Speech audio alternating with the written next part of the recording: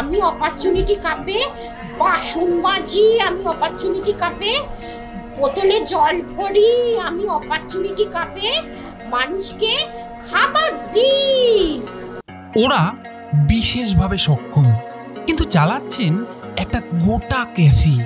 Dumdum metro স্টেশনের কাছেই অবস্থিত নতুন এই ক্যাফেটির নাম অপরচুনিটি ক্যাফে।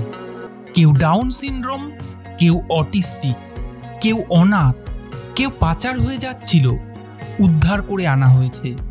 যে সমাজ বাতিলের দলে ঠেলে দিয়েছিল ওদের, সেই সমাজেই অপরচুনিটির খোঁজে ওরা। ওদের এই অপরচুনিটির প্ল্যাটফর্ম তৈরি করেছেন অ্যাডভোকেট সিদ্ধান্ত ঘোষ। এই অর্গানাইজেশন আমি গত 11 বছর আগে শুরু করি। আমাদের এই ক্যাফেটা তার পার্ট। প্রথম থেকেই এখানে 9টা ডিসেবল বাচ্চা নিয়ে শুরু হয়েছিল এই প্রজেক্টটা।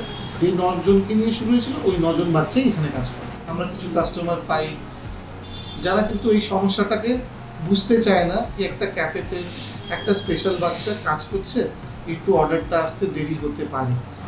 আমরা কিন্তু অপরচুনিটি এই বাচ্চাদেরকে দিই। অপরচুনিটি আপনারা দিচ্ছেন বা যারা এটা শুনছে তারা দিচ্ছেন। আমরা যেটা দিয়েছি হচ্ছে এই বাচ্চাদেরকে একটা প্ল্যাটফর্ম।